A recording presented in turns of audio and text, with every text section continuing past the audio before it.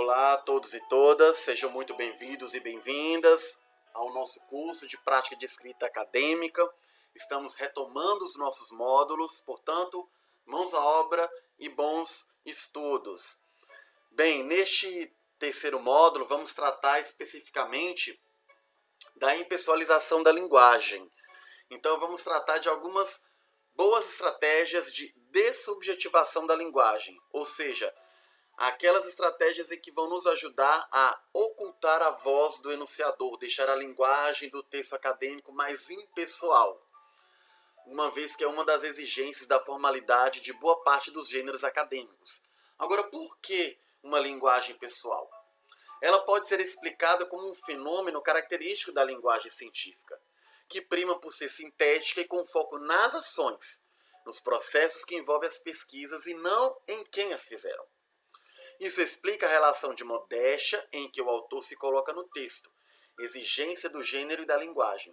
O desfocamento também ocorre quando não é importante mencionar pesquisadores da área, o que não prejudica a compreensão do texto. De qualquer forma, essa impessoalidade também tem relação com os tipos de raciocínios e argumentos de cunho científico que são empregados na construção do texto acadêmico. Isso também tem relação com toda uma tradição de construção de conhecimento, com os fundamentos epistemológicos da ciência como um todo e do discurso científico como já constituído. Isso também tem relação com a adequação ao gênero textual, embora alguns gêneros acadêmicos permitam o uso da primeira pessoa, como o ensaio, por exemplo. Há algumas áreas que, em geral, se permite utilizar da primeira pessoa do singular, por exemplo. De qualquer forma, a linguagem pessoal traz confiabilidade ao discurso e do discurso, sujeito como parte de um determinado coletivo. Bem, vamos tratar de algumas estratégias, dentre elas a pluralização, o uso de plurais, de sujeitos no plural, o uso das orações subjetivas, que fazem parte do conjunto das orações subordinadas, o uso de agente inanimado, isso aqui é um recurso semântico, o sujeito indeterminado e o uso da voz passiva. Essas duas estratégias também têm relação com as orações subjetivas. O que é a pluralização do sujeito? É uma estratégia interessante porque ela apaga o patos. O que é o patos? São recursos retóricos que buscam na emoção e na subjetividade um reforço ao argumento. No texto acadêmico, é preciso que se evite o uso do patos. Em geral, ele não é, digamos, uma estratégia retórica a depender do estilo que se quer alcançar ou do tipo de pesquisa que se está trabalhando. Também evita-se o uso da primeira pessoa, especialmente do singular. O plural normalmente é encontrado, embora é preciso ter toda uma coerência com o discurso que é construído e que tipo de remissão é realizada. Mas, por enquanto, para que a gente apreenda essas estratégias, vamos tentar trabalhar de forma a ocultá-las, ou seja, não utilizar a primeira pessoa de qualquer forma. Exemplo de pluralização. Pesquisas apontam que o conceito de gênero textual passou a fazer parte do discurso didático. Pesquisas acabam se tornando um termo genérico, mas que engloba um coletivo, um conjunto, e não uma pesquisa A ou B. Isso também tem relação com um conhecimento que, digamos, já faz parte do senso comum naquela área. Ou os linguistas consideram imprescindível a análise da forma para suas pesquisas. Então, o termo os linguistas, no plural, também não faz remissão a um linguista específico, A ou B, ou uma pesquisa X ou Y, mas trata de um conhecimento já tácito, já compartilhado. O último exemplo também com essa mesma natureza. Na contemporaneidade, os gramáticos não podem mais desconsiderar a dinâmica do processo de mudança e gramaticalização das formas linguísticas. Vamos para a segunda estratégia, que é o uso das orações subjetivas. É interessante porque, do ponto de vista sintático, elas funcionam como o sujeito da oração. As orações subordinadas substantivas subjetivas, elas funcionam como sujeito da oração, embora acabam por se caracterizar por um ocultamento do agente do ponto de vista semântico. De antemão, vou pedir para que vocês consultem uma gramática do português, uma gramática normativa ou tradicional, para que vocês possam se inteirar com mais detalhes e mais exemplos desse tipo de oração complexa. São 4 estruturas básicas. A. Os verbos unipessoais, como urgir, constar, acontecer, convir, importar, parecer, suceder, etc. Urge que você volte aos estudos. Consta que você foi aprovada. Importa que você pesquise. Parece necessário.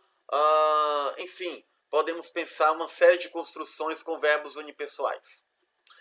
Verbo de ligação mais predicativo. Bem, o verbo de ligação, aqui no caso o verbo é, né, o verbo ser, e o predicativo necessário. Poderíamos ter tantos outros exemplos como é necessário, é importante, é fundamental, é imprescindível. Essa estrutura, que no caso aqui é a oração principal, ela nos remete a, então, a oração subjetiva que funciona como sujeito. O que é necessário? É necessário isso. Isso o quê? Que eles façam o trabalho. Que eles façam o trabalho é o sujeito da oração. É a oração subjetiva. Só que ela está numa posição invertida. Então, por conta dessa inversão na oração subjetiva, ela faz com que a voz do enunciador fique mais oculta. Vamos à terceira estrutura.